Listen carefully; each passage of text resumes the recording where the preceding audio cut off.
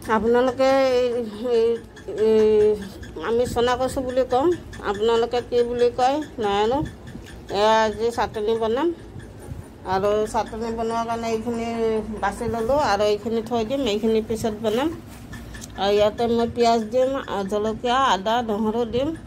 এয়া কাটি ল'লোঁ আৰু এইখিনি এতিয়া ধুই আনি মিক্সিত পিচি ল'ম। পিচি মাছৰ তেলেৰে ভাজিম। এইখিনি কাটি সৰু সৰুকৈ কাটি মিক্সিত দি দিলোঁ। ইয়াতে আদা, নহৰু, কেঁচা জলকীয়া দিছোঁ আৰু কণ বিলাহী দিছোঁ। এইখিনি এতিয়া পিচি ল'ম। পিছাৰ পিছত মাছৰ তেলেদি এইখিনি ভাজিম। তেল দি দিলোঁ। এতিয়া পিঁয়াজ দি দিম অলপ।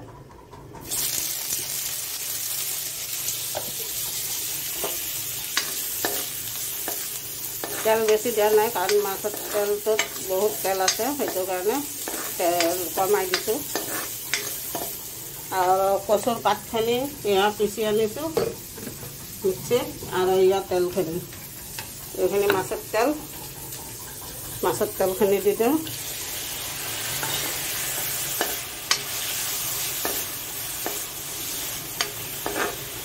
এতিয়া মই নিমখ আৰু হালধি দিম ইয়াতে। নিমখ আৰু হালধি দি দিলোঁ। এতিয়া অলপ দেৰি ভাজি থাকিম। এইখিনি অলপ ভালদৰে ভাজি ল'ম।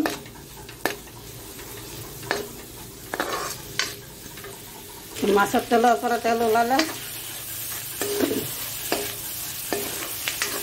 ধুনীয়া আৰু অলপ ভাজিব লাগিব।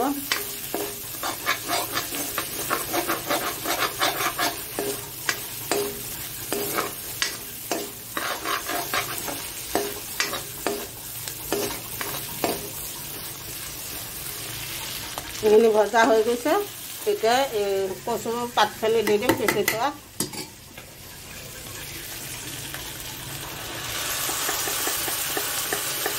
তাতে মই পানী দিয়া নাই, অলপ পানী দিলে কাৰণ ধৰিব পাৰে, সেইটো কাৰণে। আৰু এইখিনি একদম শুকান কৰি ভাজিম।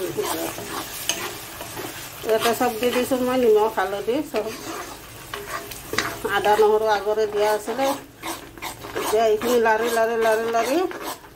পানীটো পূৰা শুকাই দিম। গেছটো কমাই ৰাখিছোঁ।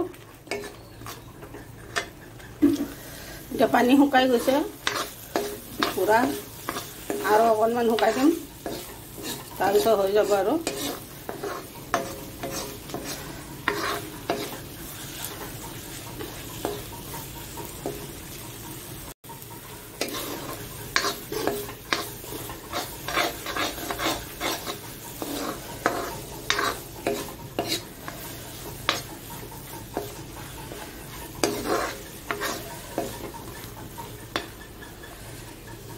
মই কি কৰিছোঁ সেইটো দেখাবৰ কাৰণে আহিলোঁ আপোনালোকক। মই গা ধোৱাৰ আগতে এটা বস্তু দেখাওঁ। ইয়াতে মোৰ পানী পাইপডাল আছিল, বন্ধ হৈ গৈছিল। নিগনিয়ে মাটি পেলাই কোঠাই মই ইফালে পেলালোঁ। ইয়াতে লাওৰ এয়া হৈছে, সেইবিলাক কোনে পেলাইবে। তাৰপিছত এইটো কাজি নেমুৰ গছ, সেইদিনা মানুহ আহিছিল কাম কৰিব, চব ভাঙি চিঙি দিলে। মই ভাবিছোঁ এনেকুৱা কৰি চেলিটিপ লগাই দিম, ঠিক হৈ যাব। তো কচুডাল আছে, এইফালে জলকীয়া পুলি চুলি হৈছে, আৰু এয়া এই জহা কোমোৰাৰ পুলি হৈছে। কিন্তু বান্দৰৰ কাৰণে একোৱে নাথাকে। আৰু ইফালৰ পৰা মই উঠাই তিতা কেৰেলাৰ গছ ইফালে লগাই দিলোঁ। একেটা তিতা কেৰেলাৰ গছ হয়। আৰু ইয়াতে কালি বতাহ দিছিলে, ডাল কেইটামান পৰি গৈছিলে। আৰু বেঙেনা গছটো ইয়াতে আছিলে, কাটি দিলে মিস্ত্ৰীয়ে। কিয় কাৰণে আৰু কাটা খুতুৰা গছ আছিলে, ইয়াত কাটা খুতুৰা গছ কেইডালো কাটি দিছে। বেঙেনা গছডালো কাটি দিলে। তো সেইখিনিয়ে মই তাতে এনেকৈ চাং টাইপত দিম, কাৰণ আজিকালি বান্দৰৰ উৎপাতত একো কৰিব নোৱাৰি। এইখিনি তেনেকৈ উঠাই এনেকৈ কৰি থৈ দিম। সেইটো কাৰণে মই তাৰে পৰা চব উঘালি এডাল আগৰ পৰাই আছিলে, তেৰে মেৰে হৈ গৈছে। তো এইকেইডাল দিলোঁ, অকণমান গুৰিটো চাফা কৰি দিওঁ। গুৰিটো চাফা কৰিলে ঠিক হ'ব পাৰে। ইয়াৰ গুৰিটো ক'ত আছিল মই দেখাই পোৱা নাছিলোঁ, এতিয়াহে দেখা পালোঁ।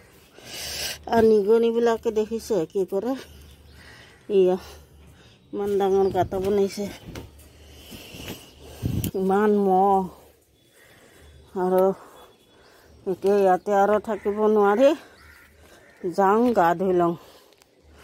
আৰু এইটোতো লেবু টেঙাৰ গছ হয়, এইটো কিন্তু এইটো চাগে ৰবাব টেঙাৰ গছ হয়। গোন্ধ চেম লেবুৰ দৰে, কিন্তু এইটোতো দীঘল দীঘল নেমুটো হয়, এইটো ৰবাব টেঙাৰ গছ হ'ব। নানো গুটি চুটি পেলাই থাকোঁ। আৰু শাকবিলাক ধুনীয়া হৈছে। আৰু এয়া শাকটো ফুলি গ'ল, তথাপিতো মই খাওঁ। সেইদিনাখন খালোঁ। আৰু এয়া টমেটো, সৰু টমেটো, এতিয়া বান্দৰে নেদেখাকৈ লুকাই লুকাই ৰাখিছোঁ। এয়া কেঁচা কেঁচা আছে, এয়া এইবিলাক বান্দৰে দেখিলে চব খাই থৈ দিয়ে। ইফালেও আছে এয়া।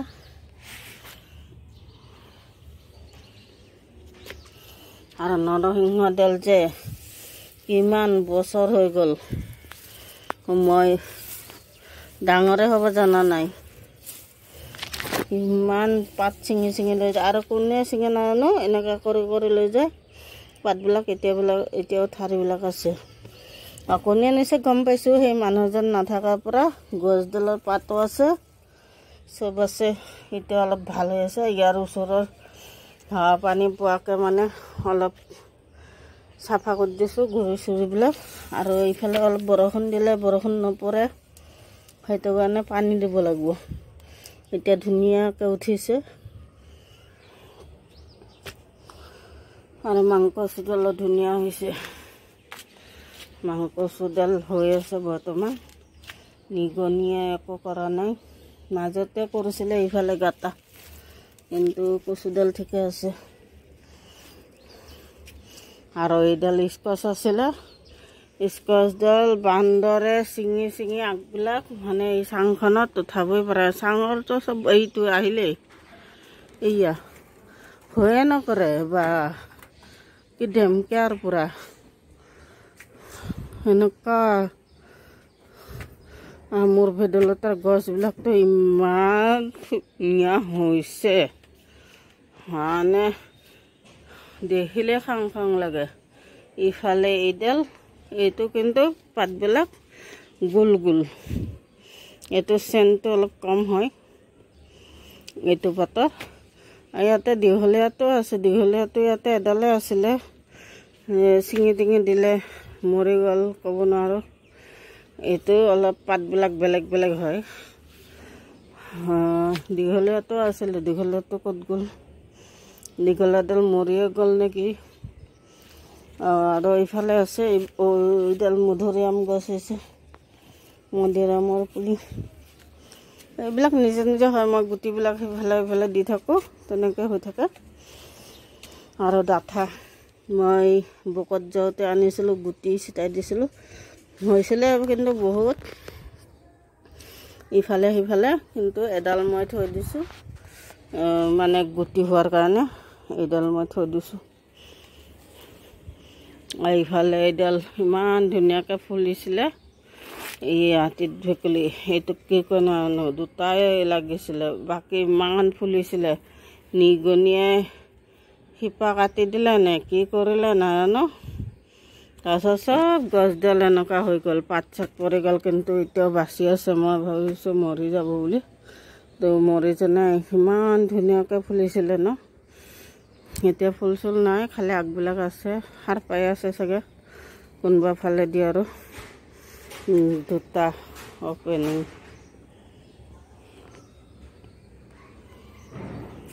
দেখাই নাই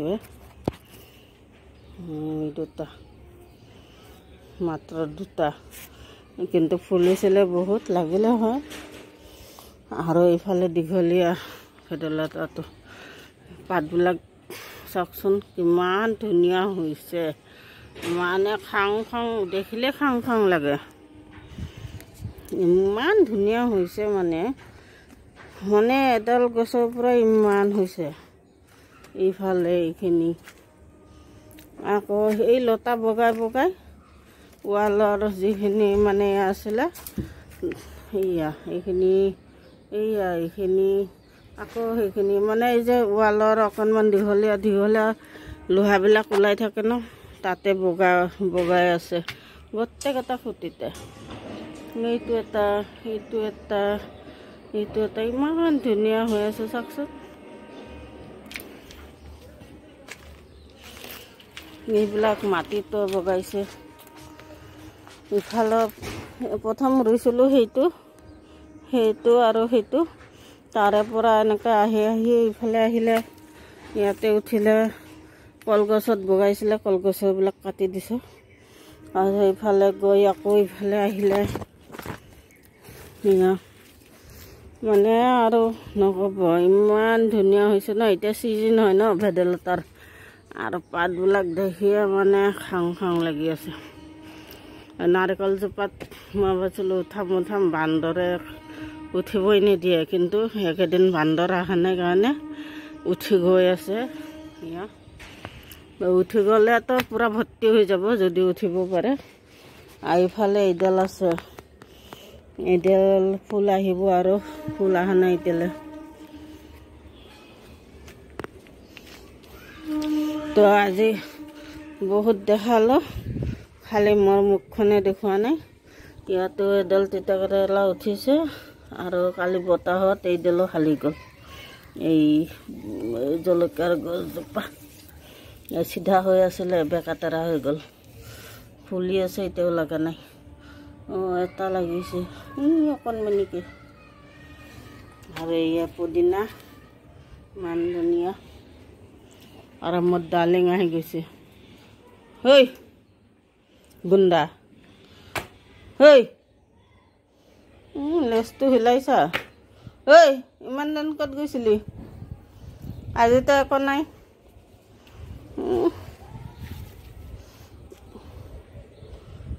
আগতে CID অফিচাৰ CID কৰিব তাৰপিছত আহি কিনে কৰিব CID অফিচাৰ হয়